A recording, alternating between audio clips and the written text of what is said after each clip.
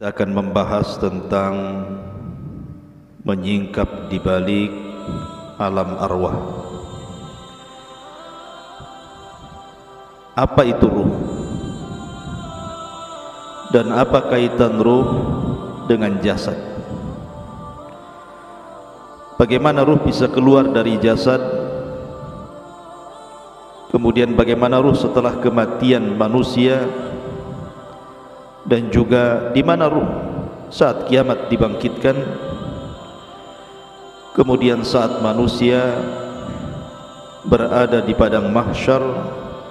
Ini yang kita akan bahas seputar alam arwah. Ma'asyiral muslimin yang dimuliakan Allah Subhanahu wa taala.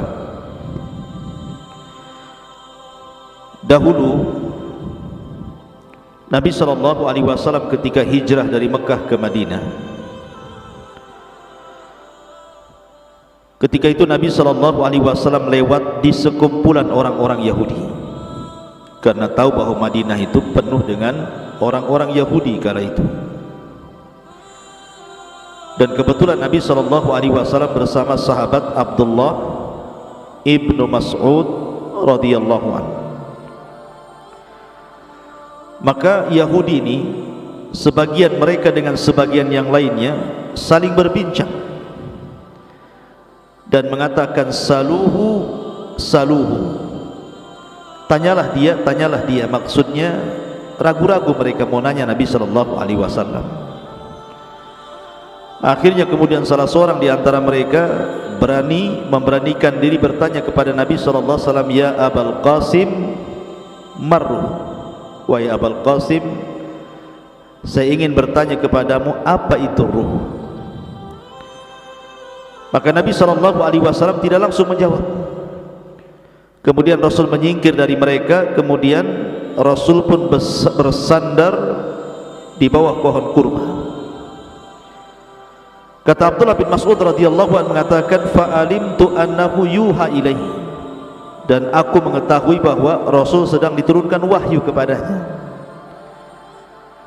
Maka sejenak kemudian Nabi SAW bangkit, kembali menemui orang-orang Yahudi dan membacakan surah Al-Isra. Yas'alunaka 'anir ruh qulir ruhu min amri rabbi wa ma utitum minal ilmi illa qalila. Mereka bertanya-tanya soal ruh. Katakan ya Muhammad kepada mereka orang-orang Yahudi itu, ruh itu urusan Rabbku, dan apa yang Allah berikan kepada kalian dari pengetahuan itu tidak banyak. Ada juga kisah yang sejenis dengan kisah ini. Ketika orang-orang musyrik Arab datang ke kota Madinah untuk bertanya kepada orang Yahudi tentang Nabi yang baru muncul di Mekah, karena orang-orang musyrik Arab tahu bahwa orang Yahudi itu kaum yang diberikan kitab. Mereka minta pendapat tentang kemunculan Nabi yang ada di Mekah itu kepada orang-orang Yahudi Madinah. Maka orang-orang Yahudi Madinah mengatakan kepada orang-orang musyrik Arab, tanyalah kepada orang yang ngaku Nabi daerahmu itu 3 soalan. Kalau dia sanggup menjawab, memang dia seorang Nabi. Kalau dia tidak sanggup menjawab, dustakan kenabiannya. Lah salah satu pertanyaan yang diajarkan orang Yahudi kepada orang-orang musyrik, tanya kepada orang yang ngaku Nabi daerahmu itu, apa itu ruh? Akhirnya kemudian ditanyakan kepada Rasul dan turunlah surah Al-Isra ayat 85. Mereka bertanya-tanya soal ruh. Katakan ya Muhammad, ruh itu urusan Rabbku. Dari sini menunjukkan bahwa ruh itu tidak ada yang tahu bentuknya seperti apa. Tidak ada yang tahu. Makanya lihat perdebatan Abu Hanifah ketika berdebat dengan orang-orang ateis soal ketuhanan. Karena orang-orang ateis ini menganggap bahwa Tuhan itu tidak ada. Tetapi kita bagi kaum muslimin, Tuhan itu ada walaupun tidak bisa dilihat tapi bisa dirasakan keberadaannya. dengan melihat alam semesta dan juga ayat-ayat syariah. Lah salah satu perdebatan Abu Hanifah dengan orang ateis itu, dia mengatakan begini, pernah enggak kamu itu duduk di hadapan orang sakit, berkunjung kepada orang sakit, kemudian duduk di hadapan orang sakit? Kata orang ateis ini, ya aku pernah. Kemudian, pernahkah engkau melihat orang sakit itu sampai menghembuskan nyawa terakhir dia, keluar ruhnya? Dia mengatakan pernah. Kemudian, kamu tahu kematiannya? Iya. Betul kamu tahu ketika ruh keluar dari mulutnya? Kalau itu aku tidak pernah melihat. Kalau engkau mengatakan bahwa kamu tidak bisa melihat ruh saat dia kematian, bagaimana mungkin engkau mensifati Allah Subhanahu wa taala? Artinya bahwa di sini ikhwatul fiddin, ruh itu tidak bisa dilihat. Lihat kalau antum nanti menghadapi orang yang sedang sakaratul maut, pandang wajahnya sampai betul-betul nazak yang terakhir kemudian mati. Antum tidak akan tahu ruhnya dia keluar seperti apa, bentuknya seperti apa, kapan keluarnya, enggak tahu. Tahu-tahu tidak bergerak saja kan. Artinya alam ruh itu alam gaib. Kita tidak tahu seperti apa bentuk ruh itu. Makanya Allah Subhanahu wa taala mengatakan, yas'alunaka 'anir ruhi qulir ruhu min amri rabbi. Mereka bertanya-tanya soal apa itu ruh? Katakan ya Muhammad, ruh itu urusan Rabbku. Kenapa? Wa ma utitum minal ilmi illa qalila. Karena pengetahuan kita terbatas soal ruh ini. Ma'asyiral muslimin yang dimuliakan Allah Azza wa Jalla, pertanyaannya, dalam diri saya dan antum itu ada jasad dan ruh. Manusia kan terangkai dari jasad dan juga ruh. Jasad tanpa ruh tidak ada kemuliaan. Karena kalau jasad sudah terpisah dengan ruh, jasad itu jadi bangkai, dimakan rayap. Mau jasad presiden, mau jasad menteri, mau jasad orang kaya, mau jasad pejabat, kalau sudah ruhnya keluar, sebentar saja busuk, kemudian dimakan cacing tanah. Artinya tidak ada kemuliaan jasad itu. Sehebat apapun orang, kalau sudah mati, kain kafan dibawa ke keranda, dibawa ke kuburan, tempatnya pun 1,5 meter kali 1,5 meter. Kapan jasad itu mulia? Ketika ruh masuk, mulailah dia jadi mulia. Karena ketika ruh dan jasad terangkai, maka macam-macam orang itu kan. Ada yang menjadi pemimpin, pejabat, orang kaya, dan begitu seterusnya. Pertanyaan saya, lebih dahuluan mana penciptaan Allah, ruh ataukah jasad? Lebih dulu mana? Ruh dulu diciptakan kemudian jasad, ataukah jasad dulu diciptakan kemudian ruh? Hah? Ada yang tahu jawab? Gak apa-apa, antum dengar saja. Apa yang antum jawab? Ya. Ketika Allah Subhanahu wa taala menciptakan Adam alaihi salatu wassalam, Allah menciptakan jasad Adam atau menciptakan ruhnya dulu? Menciptakan Adam dulu. Allah mengutus malaikat maut mengambil tanah dengan berbagai macam jenisnya di dunia, mulai tanah yang keras, tanah yang lembut, tanah yang lembek, gitu ya. Tanah berwarna merah, berwarna hitam, berwarna kuning, berwarna putih, gitu, macam-macam warna. Kemudian dinaikkan ke langit. Kemudian Allah bentuk Adam alaihi salatu wassalam, membentuk menjadi manusia tersempurna, termulia. Laqad khalaqnal insana fi ahsani taqwim. Kemudian setelah Adam menjadi patung, maka Allah membiarkan patung Adam itu seperti itu, mengeras. Belum ada ruh, masih jasad. Sampai syaitan, iblis itu saking hasadnya dengan Adam belum ditiupkan ruh itu, datang ngitarin patungnya Adam. Kadang masuk dari lubang telinga, keluar dari lubang hidung, masuk lubang hidung, keluar lagi dari lubang yang lain, ya kan? Karena banyak lubang antum itu. lubang sana lubang sini gitu ya. Jadi iblis tahu bahwa Adam itu berongga, makanya dia mengatakan lau sullitu alayya la uhlikanna, kalau orang ini diserahkan kepada aku, kuhancurkan dia atau kubuat dia maksiat kepada Allah Azza wa Jalla. Lihat hasadnya iblis. Dari sini Allah Subhanahu wa taala menciptakan secara zahir ayat dalam Al-Qur'an tentang penciptaan Adam. Allah belum menciptakan ruh, tapi Allah membentuk jasad Adam dulu sampai betul-betul sempurna mengeras, baru setelah itu Allah ciptakan ruh. Jadi ketika Allah menciptakan Adam, jasad dulu apa ruh dulu? Jasad dulu. Setelah jadi baru Allah ciptakan ruh.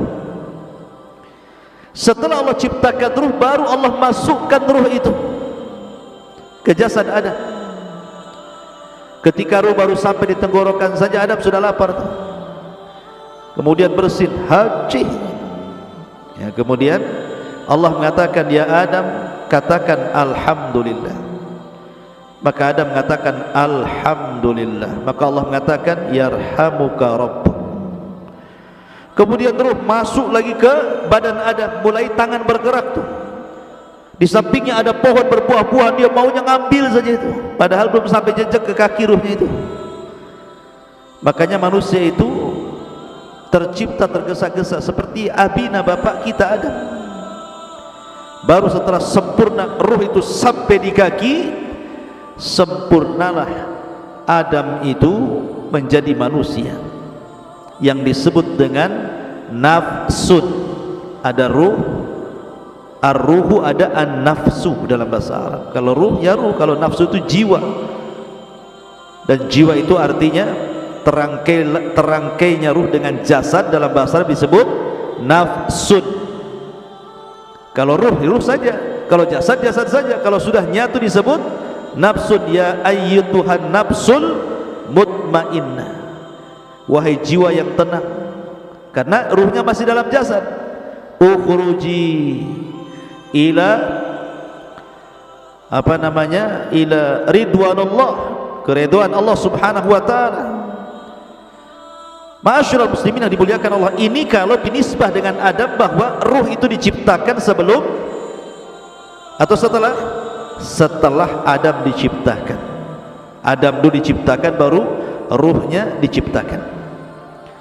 Tetapi kalau kita selain Adam alaihi salatu wassalam, dibalik, ruhnya dulu diciptakan, baru kita diciptakan ya. Karena dalam hadis Bukhari, ketika Nabi SAW bersabda tentang cerita penciptaan manusia, di mana Allah Subhanahu wa taala ketika menciptakan manusia itu, pertama 40 hari segumpal air mani, kemudian 40 hari kedua segumpal darah, kemudian 40 hari ketiga menjadi segumpal daging, berbentuklah dia manusia. Kalau dihitung berarti 4 bulan, 30 kan, 40 satu bulan kan 30 hari, berarti 40 segumpal mani, 40 segumpal darah, 40 segumpal daging, berarti pas 4 bulan usia janin itu sudah membentuk manusia. Dari sini Allah mengutus malaikat yang memang menghantarkan ruh, kemudian dimasukkan ruh itu, kemudian dicatat rizkinya, dicatat amalannya, dicatat celakanya, dicatat kebahagiaannya, semua dicatat di situ.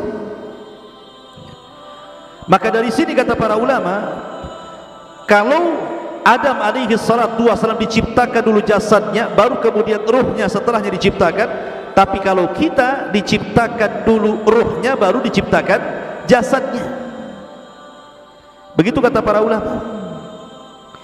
Kenapa demikian? Karena ketika Allah Subhanahu wa taala menciptakan Adam, kemudian Adam sudah berbentuk manusia, ada jasad dan ruh, Allah mengusap zahra Adam, pundaknya Adam diusap di sini ya. Lah ketika Allah Subhanahu wa taala mengusap pundaknya Adam, apa yang terjadi? Fa akhraja min dhahri Adam kullu nasmatin min dzurriyyatihi min khalqihi ila yaumil qiyamah. Dalam hadis Rasul, kemudian keluarlah dari pundak Adam ini, punggung Adam ini, ruh-ruh dari zuriyahnya Adam, dari anak cucunya Adam. Zuriyah diambil dari kata-kata zarrah. Zarrah itu semacam semut, bahkan lebih kecil dari semut, kecil, tidak nampak ya. Jadi keluar rohnya dari situ, dan itu kelak akan menjadi anak cucu Adam. Lah kemudian suatu ketika Adam melihat dari roh-roh yang keluar dari pundak Adam itu, dan itu nanti akan menjadi anak cucu Adam alaihi salatu wassalam, melihat salah satu di antara mereka ada yang bercahaya dahinya. Kemudian Adam bertanya, siapa itu? Maka malaikat mengatakan, itu Daud, salah satu turunan. Karena takjubnya Adam, berapa usianya? 60 tahun. Pendek kali, ku tambah umurku atau usiaku 40 tahun, genapkan 100 tahun dia. Akhirnya Adam menghibahkan 60 tahun usianya, 40 tahun usianya untuk Nabi Daud supaya digenapkan menjadi 100 tahun. Dari sini bahwa ruh sudah diciptakan dulu, karena ketika Allah mengusap pundak Adam, disitulah keluar arwah-arwah yang kelak akan menjadi anak cucu Adam sampai kiamat dibangkitkan. Banyak, berapa ruh itu jumlahnya coba? Jumlah manusia kan miliaran, dikeluar banyak gitu. Lah dari sinilah mereka akhirnya ditempatkan di sebuah tempat yang disebut dengan alam ruh. Disinilah terjadi mitsaq, perjanjian antara ruh dengan Allah subhanahu wa ta'ala, dan itu disebutkan dalam surah Al-A'raf ayat 172. Wa id akhadha rabbuka min bani adam min duhurihim dzurriyyatahum wa ashhadahum ala anfusihim alastu bi rabbikum qalu bala syahidna an taqulu yaumal qiyamati inna kunna an hadza ghafilin. Dan ingatlah ketika Rabbmu membuat perjanjian dengan anak turunan Adam, min duhurihim dzurriyyatahum, di belakang mereka dari anak cucu yang kelak akan terlahir dari Adam alaihi salatu wassalam. Apa perjanjian Allah dengan kita? Alastu bi rabbikum, bukankah aku Rabb kalian? Bukankah aku Rabb kalian? Maka semua ruh mengatakan qalu bala syahidna, iya kami menyaksikan anda itu Rabb kami. Pertanyaannya, antum ingat apa lupa? Atau pura-pura lupa bahwa antum pernah mengatakan di hadapan Allah, qalu bala, ya kamu adalah Tuhanku? Pasti enggak ingat. Mana ingat antum? Utang aja gak ingat, mau ini pula gitu ya. Kenapa gak ingat? Karena ingatan manusia itu terbatas, sebagaimana pandangan manusia terbatas, pendengaran manusia terbatas, akal pun terbatas, langkah kaki pun terbatas, kecuali pakai motor ya, pakai pesawat. Tapi coba jalan kaki sampai di mana antum buatnya? Ada pengkor. Pandangan kita terbatas, kita tidak bisa menembus sampai Batam Center dari sini. Terhalang hutan-hutan, walaupun tak ada hutan pun kita terbatas pandangan kita. Pendengaran pun terbatas, akal pun terbatas, pemahaman pun terbatas, maka ingatan pun terbatas. Kita sudah lupa bahwa kita pernah berdialog dengan Allah dan mengatakan alastu bi rabbikum, dan kita mengatakan qalu bala syahidna. Ma'asyiral muslimin, kenapa demikian? Supaya tidak ada uzur bagi kita pada hari kiamat dengan mengatakan aku tidak pernah mengenal Tuhan sehingga aku tidak ibadah. Kita sudah diikat dengan perjanjian. Makanya Rasulullah mengatakan kullu maulud yuladu alal fitrah, setiap bayi dilahirkan itu brojol menjadi fitrah. Fitrah itu artinya mengenal Islam. Kenapa? Karena lanjut hadis Nabi SAW, fa abawahu yuhawidanihi au yunassiranihi au yumajjisani, bapaknya yang menjadikan dia Yahudi, Nasrani ataupun Majusi. Stop hadis sampai ini, dan tidak ada kata-kata bapaknya yang menjadikan dia Muslim. Ya, karena lahirnya anak siapapun terlahir Islam, mengenal Rabbnya. Tapi kita lupa. Lah di alam ruh ini pula Allah menawarkan amanah. yang Allah Subhanahu wa taala isyaratkan dalam surah apa? Inna aradnal amanata 'alas samawati wal ardi wal jibal fa abaina an yahmilnaha wa ashfaqna minha wa hamalahal insan innahu kana zaluman jahula. Sesungguhnya kami telah menawarkan amanah. Kapan amanah ditawarkan? Ketika di alam ruh. Allah menawarkan amanah ini. Pertama ditawarkan ke langit, ditawarkan ke bumi, ditawarkan ke gunung-gunung, semua menolak amanah itu. Kemudian Allah menawarkan amanah di alam ruh kepada ruh-ruh turunan Adam itu. Tiba-tiba kemudian manusia pun siap memikul amanah itu.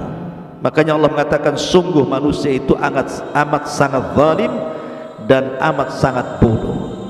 Gunung saja menolak, langit saja menolak, bumi saja menolak, manusia pula yang lemah menerimanya. Walaupun penafsiran amanah dalam ayat ini berbagai macam ya. Apa yang dimaksud amanah yang Allah tawarkan kepada kita di alam ruh itu? Ada yang mengatakan amanah di sini artinya at-ta'at wal faraid, ketaatan dan melaksanakan kewajiban. Ada yang mengatakan amanah di sini artinya seperti pendapat Abdullah ibn Mas'ud, artinya solat, zakat, puasa, haji. Kemudian membenarkan hadis jujur dalam berkata, kemudian membayar hutang, adil dalam timbangan, kemudian juga amanah ketika dititipkan sesuatu barang kepadanya. Ada juga yang mengatakan bahwa amanah di sini artinya al-farju, kemaluan. Bahwa kita diberikan kemaluan sehingga harus amanah, jangan digunakan untuk berzina, tetapi dihalalkan dengan cara menikah. Ada juga yang mengatakan amanah di sini artinya as-saum, puasa, wal ghuslu minal janabah, mandi setelah junub. Ada juga yang mengatakan amanah di sini artinya amanah, orang itu amanah, tidak khianat gitu ya. Intinya bahwa banyak penafsiran amanah, tapi yang jelas dialog ini sebagian para ulama mengatakan terjadi kapan? Di alam ruh. Dialog ini terjadi di alam ruh. Ma'asyiral muslimin yang dimuliakan Allah Azza wa Jalla, setelah kita tahu sedikit tentang alam ruh, lalu ruh ini kapan keluar? Kan pertama ruh menyatu dengan jasad, kemudian kita dilahirkan ke dunia menjadi jiwa yang menyatunya ruh dengan jasad. Maka suatu ketika ruh ini akan keluar saat kematian. Bagaimana ruh keluar dari jasad kita, ikhwan? Ada hadis Bara' bin Azib radhiyallahu anhu. Jadi Bara' bin Azib ini bercerita suatu ketika kami, kata Bara' bin Azib, keluar bersama Rasul hendak mengebumikan salah seorang jenazah. Ketika sampai di kuburan, orang yang gali kuburan itu belum selesai. Orang yang gali kuburan itu belum selesai. Lah karena belum selesai orang yang menggali kuburan itu, Nabi SAW memberikan nasihat kepada sahabat yang ada di sekitar kuburan itu. Kemudian Nabi SAW menceritakan tentang kematian seorang mukmin dan kematian seorang kafir. Coba perhatikan bagaimana ruh keluar dari jasadnya seorang mukmin dan bagaimana ruh keluar dari jasadnya orang kafir. Kata Nabi SAW, innal abdal mu'min idza kana fi inqita'in minad dunya wa iqbalin minal akhirah, apabila hamba mukmin ini hendak terputus dari dunia dan menghadap akhirat, nazala ilaihi malaikatun minas sama bidul wujuh, maka akan turun malaikat dari langit, wajahnya sangat putih, ka'anna wujuhahumus syamsu, seperti wajahnya malaikat ini seperti matahari. Ma'ahum kafanun min akfanil jannah wa hanutun min hanutil jannah, malaikat yang turun dari langit yang memiliki wajah yang sangat terang putih itu membawa kain kafan dari sorga dan wewangian dari sorga. Kata para ulama, ketika nanti antum mendekati ajal, malaikat yang turun kepada antum itu ada 4. Satu disebut malakul maut, malaikat kematian. yang tiga disebut rusulul maut. Rusulul maut, tawaffathu rusuluna. Ada tiga utusan Allah, malaikat yang mendampingi malakul maut. Yang pertama membawa kain kafan, yang kedua membawa hanud, dan yang ketiga membisikkan di telinganya kalau dia seorang mukmin kabar gembira. Adapun malakul maut hanya mencabut nyawa saja, kemudian diserahkan kepada tiga malaikat itu. Ulama mengatakan dalam hadis ini, ruhnya seorang mukmin itu ketika dicabut itu dimulai dari jari-jari jemari, dari ujung-ujung jari ini, ujung jari kaki dan tangan. Jadi kalau ruhnya di sini dia mulai berjalan, begitu dari kaki mulai ke atas, ya, sampai di tenggorokan, berkumpul di tenggorokan ruhnya. Apa yang terjadi? Kalla idza balagatit taraq wa qila man raq. Apabila ruh sudah sampai di tenggorokan di sini, kata Allah, man raq, siapa yang bisa meruqyah dia? Siapa yang bisa menyembuhkan sehingga mengembalikan ruhnya ke dalam jasadnya? Enggak ada. Lah ruh itu ketika dicabut, dari mana keluarnya? Dari mulut. Ruh itu keluar dari mulut kita. Kemudian ketika dia keluar, mata ini memandang ruh itu keluar. Makanya Rasul mengatakan, apabila ruh dicabut, tabi'ahul basar, pandangan kita mengikutinya. Makanya setiap orang yang mati pasti melotot matanya. Makanya antum kalau melihat orang mati melotot, cepat antum tutup, takut menakutkan orang. Kata Nabi SAW, ruhnya mukmin itu apabila keluar seperti tetesan air yang terakhir keluar dari mulut teko, min famis siqa, kata Rasul.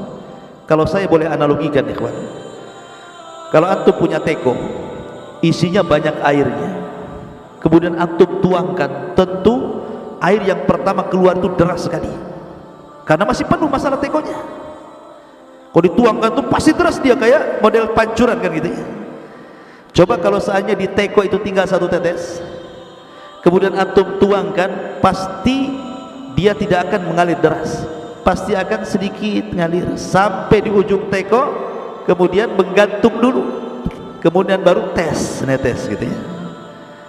Artinya bahwa ruhnya seorang mukmin itu keluar seperti tetesan terakhir dari mulut teko, pelan tapi pasti, pelan, kemudian keluar dari mulutnya. Ketika itu malaikat yang menghibur jasadnya seorang mukmin ini mengatakan, ya ayyatuhar ruhul, ya ayyatuhan nafsul mutmainnah, irji ila rabbiki radiyatan mardiyah. Wahai jiwa yang tenang, keluarlah pelan-pelan menuju keridhaan Allah Subhanahu wa taala. Maka ketika betul-betul keluar, maka ruh itu kemudian naik ke langit. Sudah terpisah alamnya, dia kembali keluar dari jasad. Lah ruh ini langsung ketika sudah ditangkap oleh malaikat maut, sudah dikeluarkan, maka diserahkan kepada malaikat yang membawa kain kafan dan harut dari sorga. Langsung dikain kafani, kemudian dibaluri minyak wangi, kemudian diangkat ke langit. Kemudian langit pertama, dia mengetuk pintu. Kata penjaga langit pertama, siapa? Fulan bin Fulan. Siapa yang dibawa? Ruhnya Fulan ibn Fulan. Karena dia ruhnya orang baik, maka malaikat yang ada di langit semuanya memujinya. Kemudian dibukalah pintu langit pertama, kedua, ketiga, keempat, kelima, ketujuh. Dia melintasi langit yang ketujuh. Kemudian diberjumpakan dengan Allah Subhanahu wa taala, dan Allah katakan kepada ruh orang mukmin ini, letakkan catatannya fil illiyin, tapi kembalikan ruhnya ke dalam jasadnya. Maka catatannya naik sampai di tempat yang paling tinggi di sorga, kemudian ruhnya dikembalikan ke bumi. Ketika ruhnya dikembalikan ke bumi, ada yang mengatakan batas ruh naik ke langit itu sebatas ketika dia mulai dimandikan, mulai dikafankan, kemudian dikuburkan, ruh itu kembali ke dalam kuburan. Kemudian Allah satukan kembali ruh itu dengan jasad di alam kubur itu. Ketika itu dia baru sadar karena terjadi himpitan dhaghtah alam kubur. Jadi alam kubur menyempit, kuburan itu menyempit sehingga kalau dia jasadnya orang kafir bisa remuk itu badan dan tulang-tulang itu. Tetapi himpitan bumi ketika orang dimasukkan ke dalam kuburan itu, kalau dia seorang mukmin seperti dipeluk oleh ibunya. Kalau ada bayi dipeluk sama ibunya rapat-rapat gitu, seperti itu rasanya. Karena kita diciptakan dari tanah, kembali ke tanah, maka seolah-olah tanah itu bagi ibu kita. Tapi ingat, kalau jasadnya orang kafir maka diremukkan dengan tanah semua tulang-tulangnya. Ma'asyiral muslimin, inilah yang dikatakan Rasul, seandainya ada yang selamat dari himpitan kuburan, maka tentu yang selamat adalah bayi ini. Tapi bayi ini pun tidak akan selamat dari himpitan kuburan. Dalam riwayat, kalaulah ada yang selamat dari himpitan kuburan, tentu yang selamatlah Sa'd bin Mu'adz, karena saat kematiannya arus Allah berguncang. Tapi Sa'd bin Mu'adz pun tidak selamat dari himpitan kubur. Lah setelah itu baru datang dua malaikat yang disebut dengan Munkar dan Nakir. Lah Munkar dan Nakir ini membawa fitnah yang disebut dengan fitnah kubur. Kemudian dia mengatakan, man rabbuk, siapa rabbuk? Kemudian juga setelah ditanya siapa rabbuk, kemudian wa man nabiyuk, siapa nabimu? Atau mata taqulu bihadzal rajul, apa yang kau katakan terhadap orang ini, maksudnya Nabi sallallahu alaihi wasallam. Kemudian wa madinuk, apa agama? Karena dia seorang yang beriman, tentu gambarannya seperti yang di dalam Al-Qur'an, yutsabbitullahu alladhina amanu bil qauli tsabit fil hayatid dunya wal akhirah. Akan mantap jawabannya. Dia mengatakan Rabbi Allah, Rabbku Allah. Ketika ditanya bagaimana pendapatmu tentang orang ini, maksudnya Rasul sallallahu alaihi wasallam yang mengatakan huwa nabi, dia nabiku Muhammad sallallahu alaihi wasallam. Ketika ditanya wa madinuk, apa agamamu, maka dia dengan terangnya mengatakan diniyal Islam, agamaku Islam. Dia berhasil menjawab. Apabila berhasil menjawab yang terjadi, maka Allah berfirman, an sadaqa abdi, hambaku telah benar. Hambaku telah benar. Karena telah benar, bukakan pintu sorga. Bayangkan dari kuburan dibuka pintu sorga, langsung ke sorga. Hembuskan angin dari sorga ke kuburannya. Bawa pakaian dari sorga, bawa makanan dari sorga, bawa minuman dari sorga. Bentangkan kuburannya seluas maddal basar, seluas-luasnya sampai tidak terkira. Kemudian didatangkan angin dari sorga, makanan dari sorga, pakaian dari sorga, minuman dari sorga. Kemudian dia pun masuk ke alam yang disebut dengan nikmat kubur. Ketika itu datang seseorang yang tampan, kalau perempuan yang cantik gitu kan, tiba-tiba mendekati orang ini. Kenalan, siapa namamu, apa pekerjaanmu, ngobrol layaknya kita di dunia ketemu orang ngobrol. Karena saking asiknya ngobrol, ikhwan, tidak sadar kalau seandainya bumi sudah mau dikiamatkan. Sehingga ketika betul-betul bumi ini sudah mendekati hari kiamat, Israfil sudah siap meniup sangkakalanya, barulah kemudian dia bertanya, kamu ini siapa? Kok kamu baik sekali mau menemani aku di dalam kuburan ini? Maka orang ini mengatakan, ana amalukas saleh, sayalah amal soleh, sayalah puasamu, sayalah salatmu, sayalah zikirmu, sayalah silaturahimmu, sayalah birrul walidainmu, sayalah seluruh amal solehmu. Allah jelma menjadi manusia sehingga menjadi teman kita dalam kuburan. Ikhwan, kalau antum di penjara sendiri stres, tapi kalau ada kawannya minimal mengurangi stres. Adam saja diberikan sorga dengan berbagai macam nikmatnya, belum dikatakan sempurna kecuali diberikan kawan, diciptakan Hawa baru masuk ke sorga. Jadi ikhwatu fillah muliakan Allah azza wajal. Tetapi ruhnya seorang kafir, lihat bagaimana hadisnya. Adapun ruh seorang kafir, ketika idza kana fi inqita'in minad dunya wa iqbalin minal akhirah nazala ilaihi minas sama'i malaikatun ghiladun shidadun sudul wujuh ma'ahu almasuhu minan nar. Subhanallah. Kalau seandainya orang fajir, orang kafir, orang fajir, orang jahat ini mati, hendak meninggalkan dunia dan menghadap akhirat, maka turun dari langit itu malaikat yang ghilad, syidad, yang sangat keras, yang sangat jahat, sudul wujuh, wajahnya hitam, kelam, gosong, dan membawa kain kafan dari neraka yang sangat busuk baunya. Kemudian dia pun duduk di samping orang yang mau ihtidar, mau mati dari orang kafir ini.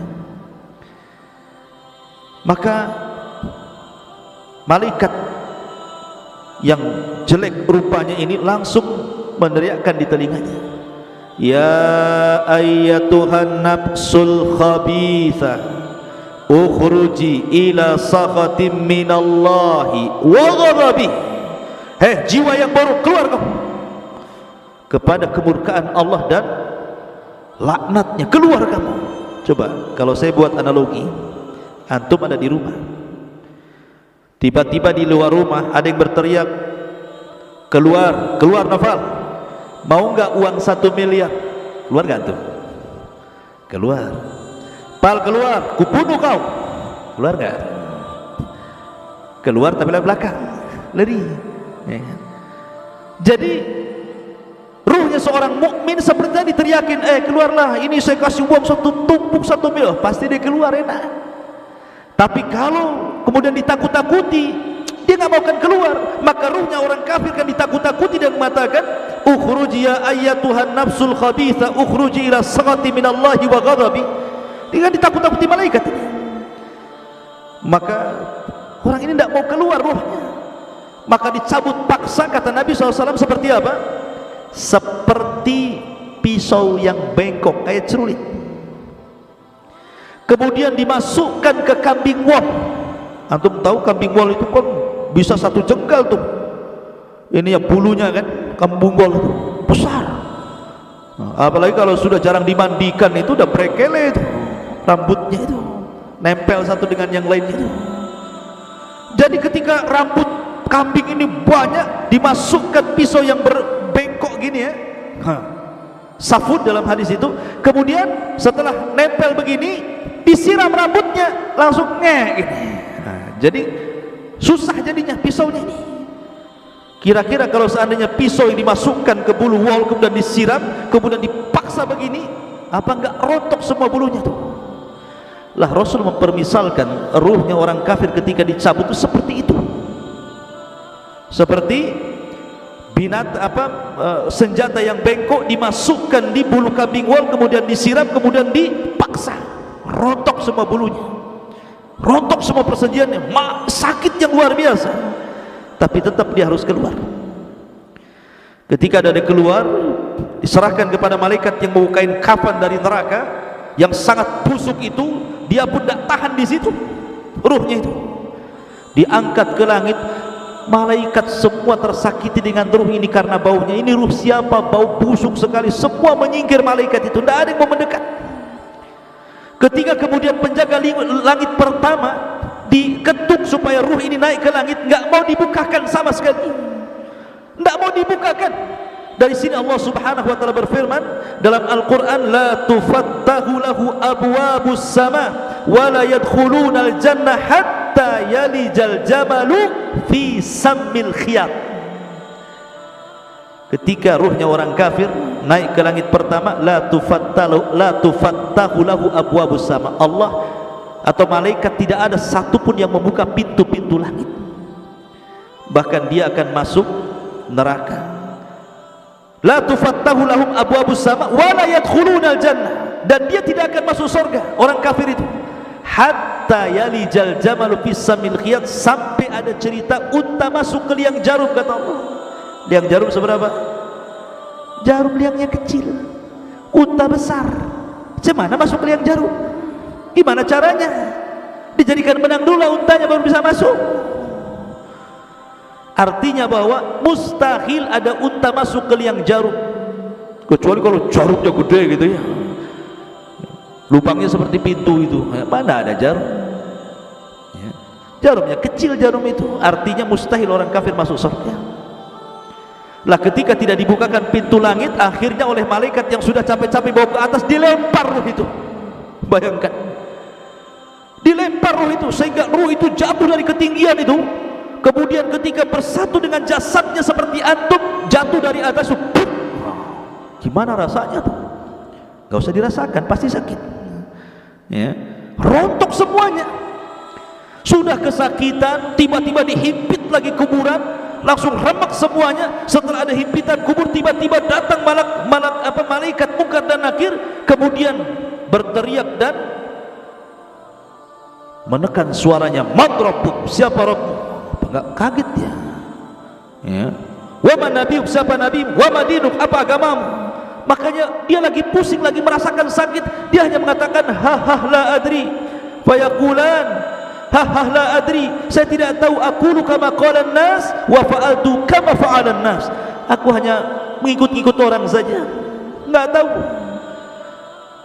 Maka dia pun akan dicambuk oleh malaikat. Kalau seandainya cambukan itu dicambukkan ke gunung Uhud, maka cukup menghancurkan Uhud itu. Bagaimana kalau dicambukkan ke jasad manusia, turuhnya seorang kafir itu. Ma'asyiral muslimin yang dimuliakan Allah Subhanahu wa taala. Jadi kalau saya ringkas dari hadis Bara bin Azib ini, pertama, keluarnya ruh seorang mukmin dari jasad seorang mukmin. Yang kedua, ruh ini dibawa ke langit oleh malaikat. Kemudian yang ketiga, dikembalikan ruh ke dalam jasadnya.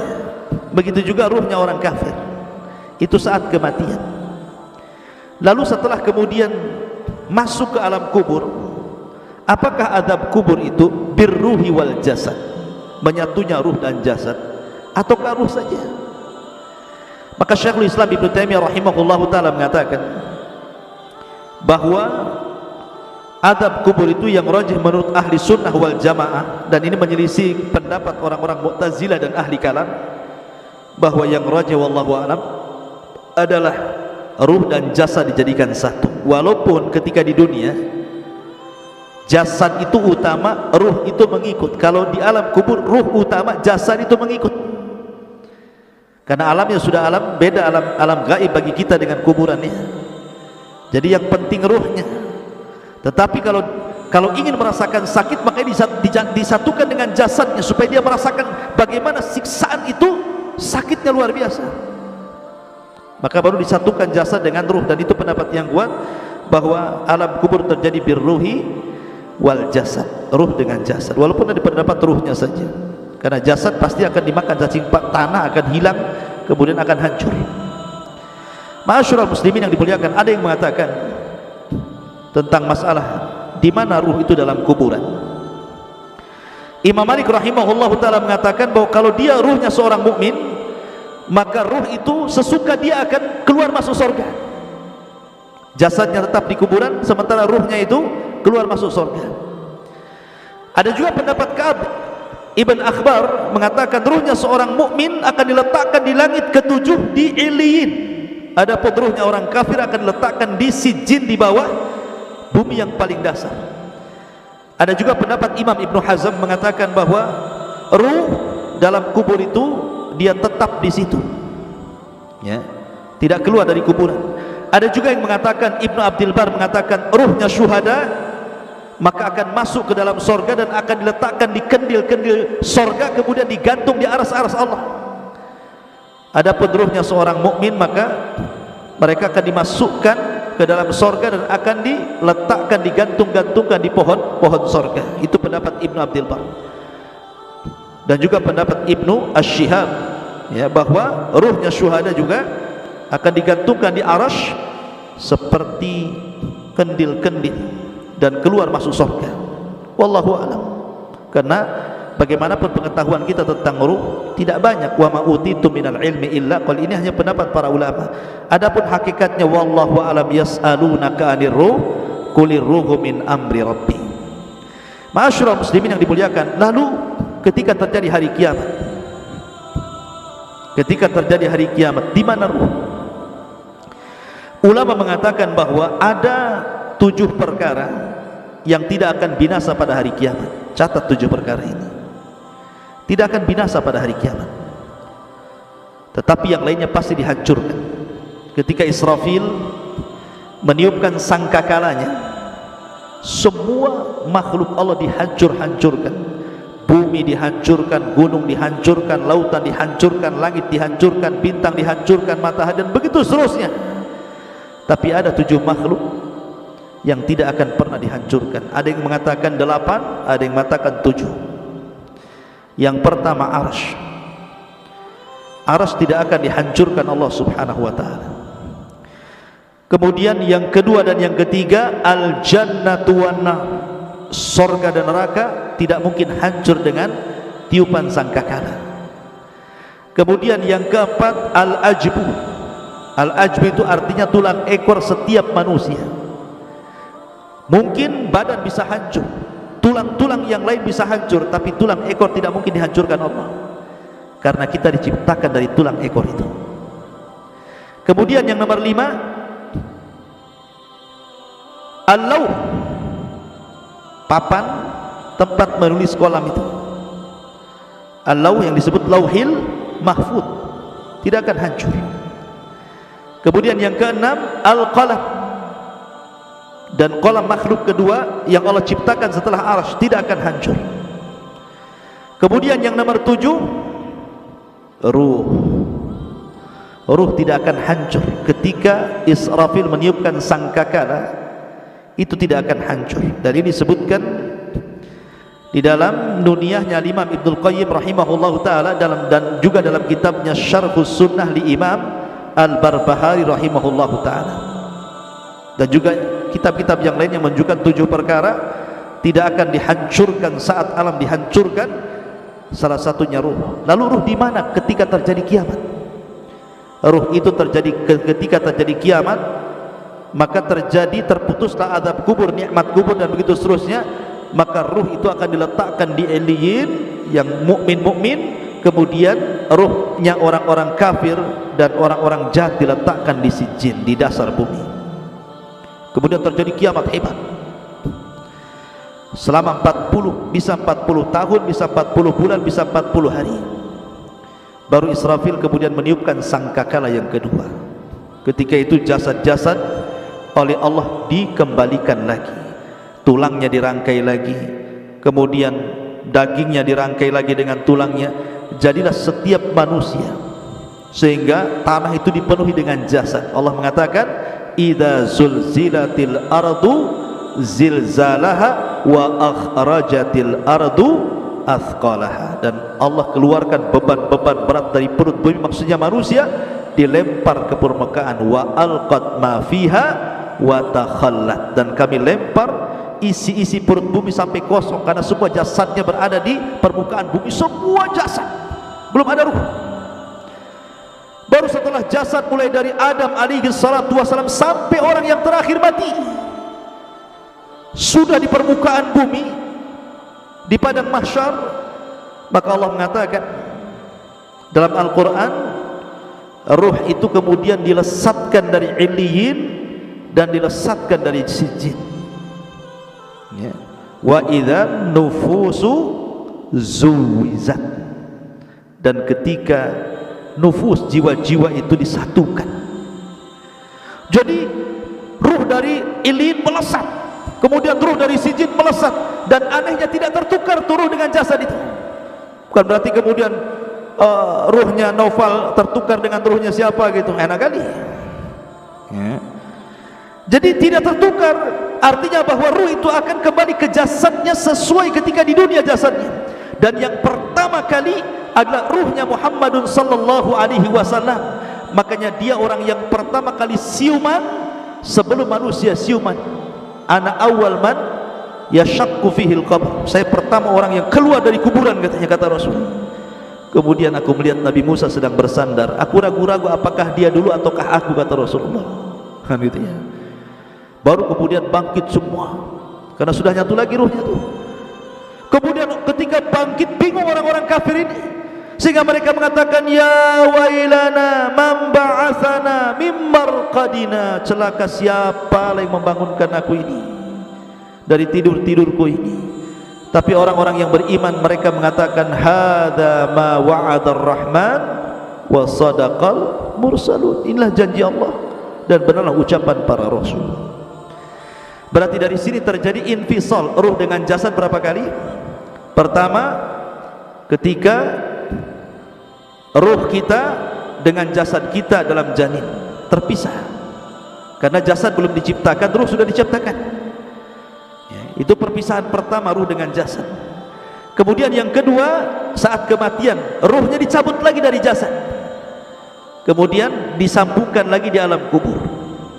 Kemudian setelah terjadi kiamat dipisahkan lagi ruhnya, diletakkan di Eliyin, kemudian di padang mahsyar disatukan lagi dan tidak akan pernah dikeluarkan lagi setelah itu, baik yang masuk ke dalam surga ataupun yang masuk ke neraka.